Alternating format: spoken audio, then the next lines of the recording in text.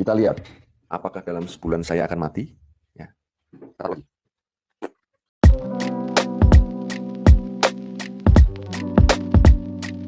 Assalamualaikum, selamat datang kembali di channel ini. Balik lagi dengan saya Luis Prasetyo di sini. Kita akan kembali lagi bahas soal Agustan ya. Yang mana kemudian video yang kemarin kita bahas itu sudah menjadi viral dan juga banyak orang yang kemudian membahasnya.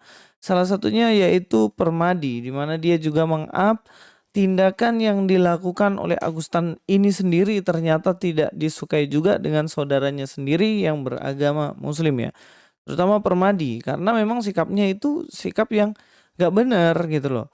Bagaimana Alkitab, kitab sucinya orang Kristen malah ditaruh di pantatnya gitu kan. Itu kan tindakan yang tidak senonoh dan tidak patut sebenarnya dilakukan oleh siapapun juga. Kita langsung aja nonton atau kita baca aja ya postingan dari Permadi. Kita lihat, apakah dalam sebulan saya akan mati? Ya. Taruh. Ya. Kita lihat nanti apakah Agustan akan mati ketika Alkitab ditaruh di pantat. Ya. Oke, saya eksperimenkan saja saudara ya. Apakah ketika kitab ini saya tempel di pantat, ya, dalam sebulan saya akan mati? Kita tes ya, kita tes ya. Dalam 1 bulan. Kita lihat, apakah dalam sebulan saya akan mati? Ya. Taruh. Ya, itulah tindakan dari Agustan yang kemarin kita sempat bahas juga, yang mana dia taruh kitab, kemudian dia kentutin cobalah. Dan dia menantang Tuhan, apakah Agustan akan mati? Seperti yang saya bilang kemarin, Anda pasti akan mati, pasti. Semua manusia kan pasti akan mati kan. Ya, tergantung kapan prosesnya. Apakah dalam waktu 1 bulan Tuhan akan menghukum Agustan ini? Ya belum tentu juga. Tuhan itu kan maha sabar. Tetapi ingat, seperti ayat yang kemarin kita bahas, ada waktu Tuhan. Di mana waktu Tuhan adalah waktu yang terbaik. Ada waktu di mana Tuhan akan menghukum semua orang yang menghinanya. Itu semuanya ada waktunya. Jadi baik sebulan maupun lebih, ya Tuhan pasti akan bekerja di dalamnya. Karena ya namanya Tuhan itu tidak bisa dipermainkan karena dia adalah sang pencipta itu. Kita akan nonton komentar ya, kita akan baca. Kita akan baca komentar yang disampaikan oleh Permadi. Di sini komentarnya seperti ini. Saya bingung sama mualaf ini. Kenapa demen banget menghina agama mereka sebelumnya ya? Kecuali Om Master Kobuser. Oh, ini kecuali katanya. Apa itu tujuan mereka pindah agama? Cari duit dari jualan Kristen phobia. Tapi menurut saya ini udah keterlaluan sih. Ada. Jadi intinya bagaimana bahkan saudara-saudaranya sendiri sepertinya resah gitu loh. Resah dengan apa yang dilakukan oleh orang ini juga. Kenapa bisa sampai ditaruh di pantatnya gitu kan. Itu kan tindakan yang tidak terpuji dan ternyata orang-orang mereka sendiri pun resah. Kenapa harus pindah agama kemudian menjelek-jelekan? Apakah kalau dengan demikian Pak Agustan ini akan kena azab? Nah, semua itu hanya Tuhan yang tahu karena Tuhan yang berhak untuk memberikan itu.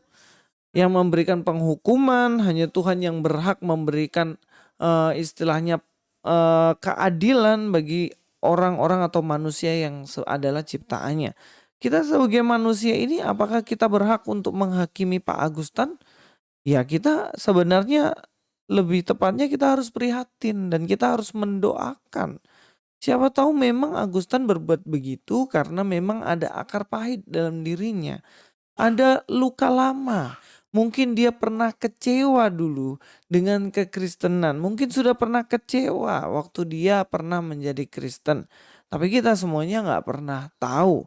Dan kalau kita lihat, mari kita akan lihat ada beberapa komentar yang disampaikan di dalam IG-nya dari Permadi. Ya, ini adalah komentar yang ada di IG-nya Permadi ya. Ini dari Lisa Yu Shop. Dikatakan di sini Agustan ini adalah kawan saya sewaktu kami sama-sama menempuh pendidikan. Saya pendidikan teologi, dia sekolah Alkitab. Oh, jadi ini sama-sama ya. Kami juga pernah satu tim pelayanan anak, sedih melihat dia sekarang seperti ini. Seharusnya kalau dia pindah agama, fokus saja belajar agama barunya, bukan malah menjelekkan agamanya yang lama. Yesus itu panjang sabar dan kamu membatasi kesabarannya hanya dalam 1 bulan. Siapa kamu yang ingin mengatur Tuhan? Tuhan Yesus mengasihimu, Agustan. Oke. Jadi kalau kita lihat ternyata memang Augustan dulu pernah melayani. Kalau kita lihat dari komentar ini dan pernah pelayanan tim anak juga. Tim anak itu maksudnya yang dilayani adalah anak-anak sekolah minggu dan biasanya anak SMP ke bawah lah. Bisa juga anak 12 tahun atau SD kelas 6 ke bawah. Yang jelas pelayanannya adalah kepada anak-anak kecil. Dan ternyata dikatakan di situ bagaimana dia pernah pelayanan tapi disayangkan kemudian dia pindah. Dan saran dari orang ini benar, yaitu belajar aja agamanya yang baru dulu. Karena memang agama yang baru itu yang penting untuk dipelajari. Lalu dia juga mengatakan bahwa siapa kamu sehingga mengatur Tuhan, membatasi Tuhan hanya dalam waktu 1 bulan. Tuhan panjang sabar dan dia bisa membuat itu sebulan, 2 bulan, 3 bulan dan selanjutnya. Tapi memang di dunia ini mungkin itu bisa terlewati ya, bisa jadi mungkin Tuhan menghukum belum saat ini, tapi ingat ada masa depan, ada kehidupan setelah kematian. Jika engkau menentang, menghina Kristus, ya jelas kita tahu sendiri apa yang akan terjadi dan itu jelas sesuai dengan apa yang Tuhan mau dan itu adalah hak dari Tuhan. Ada komentar lagi ya, kita akan cek lagi komentar selanjutnya. Itu dari Dauzula. Nah, dikatakan di sini, Agustan dulu sempat satu gereja pelayanan sama pendeta di salah satu provinsi tempat saya ikut. Terus punya masalah di organisasi gereja, punya akar pahit dan menyalahkan agama karena terhimpit ekonomi, akhirnya keluar dan menyalahkan agama. Memang sakit otaknya orang ini, gak diterima di gereja mana saja, lari jadi mukalaf. Jadi ternyata ada masalah tertentu organisasi yang dia ikuti dan katanya di situ juga dia mengalami namanya masalah ekonomi. Masalah ekonomi sebenarnya yang harus disalahkan adalah diri kita. Kenapa kita nggak bekerja dengan baik? Kenapa kita nggak lebih berusaha keras lagi? Kemudian kenapa harus disalahkan agama? Kan dalam agama itu ada pewahyuan umum dan khusus. Dalam Kristen tentunya ada pewahyuan khusus. Khusus itu yaitu wahyuan keselamatan dalam Yesus Kristus dan juga Alkitab sebagai firman Allah. Tapi wahyu umum itu ya seperti berkat, kesehatan, materi, ekonomi yang baik. Itu adalah berkat umum. Barang siapa tekun bekerja keras, pasti dia akan masalah ekonominya akan teratasi. Kan kayak gitu. Dan memang nggak perlu seharusnya menyalahkan gereja. Tapi memang faktanya ternyata orang ini memiliki sakit hati. Mungkin kekecewaan yang dia alami sewaktu dia masih menjadi Kristen. Lalu apakah kita sebagai manusia berhak untuk menghakiminya, mendoakan dia supaya kena azab, mendoakan dia supaya kena malapetaka? Ya enggak, enggak.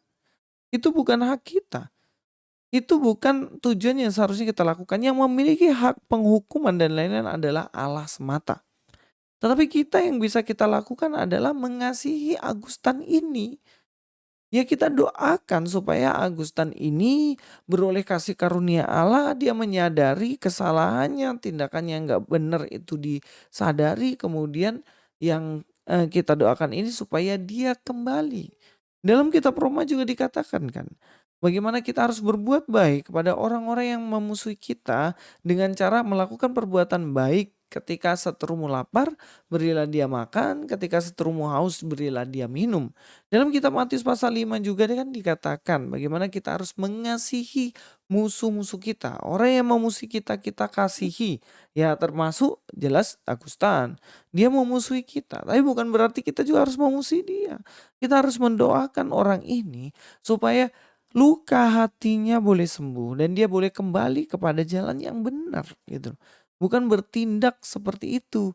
Memantatin kitab suci orang lain dan lain sebagainya. Nah, Agustan ini sebenarnya adalah anak yang terhilang. Seperti kisah anak bungsu yang hilang. Mari kita lihat ayatnya.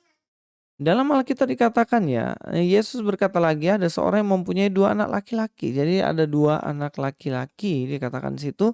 Kata yang bungsu kepada ayahnya, "Bapa, berikanlah kepadaku bagian harta milik kita yang menjadi hakku." Lalu ayah membagi-bagikan harta kekayaan itu di antara mereka. Beberapa hari kemudian anak bungsu itu menjual seluruh bagiannya, lalu pergi ke negeri yang jauh. Di sana ia memboroskan harta miliknya itu dengan hidup foya-foya. Setelah dihabiskannya semuanya, timbullah bencana kelaparan dalam negeri itu dan ia pun melarat. Nah, dia sudah meninggalkan ayahnya dan kemudian dia hidup melarat. Apa yang harus dia lakukan? Lalu ia menyadari keadaannya, katanya, "Betapa banyaknya orang upahan bapakku yang berlimpah makanan, tetapi aku di sini mati kelaparan. Aku akan bangkit dan pergi kepada bapakku, berkata kepadanya, 'Bapa, aku telah berdosa terhadap surga dan terhadap Bapa. Aku tidak layak lagi disebut anak Bapa. Jadikanlah aku sebagai salah satu orang upahanmu.' Tapi justru di sini bapaknya memeluk dia, mengangkatnya kembali menjadi anak. Dan dia justru ada pesta pada waktu itu untuk menyambut kepulangan anaknya ini. Dan dikatakan di sini, bagaimana, dan ambillah anak lembu tambun itu, sembelihlah dia, dan marilah kita makan dan bersuka cita. Sebab anakku ini telah mati dan menjadi hidup kembali. Ada sukacita yang luar biasa ketika anak yang bungsu ini yang sebelumnya terhilang boleh kembali lagi. Dan tentunya sukacita ini juga yang kita rindukan ketika Agustan ini yang sudah mulai melakukan sesuatu yang nggak benar boleh kembali lagi. Dan tentunya pengampunan Allah itu masih terbuka. Selagi masih ada waktu, selagi masih ada hidup, tetap ada satu pintu yang terbuka untuk kembali, Pak Agustan. Allah adalah Allah pemurah. Sebagaimanapun kau telah menghinanya, ketika engkau kembali menyadari kesalahanmu, semuanya pasti akan diampuni. Mari kita sebagai orang Kristen, kita jangan hujat dia ya walaupun tindakannya mengerikan seperti itu, tapi yang harus kita lakukan kita doakan. Supaya dia menyadari kesalahan dan mengakui bahwa apa yang dilakukan itu keliru dan kembali kepada Bapa. Sampai ketemu di video selanjutnya. Luis Prasetyo di sini. God be with you all.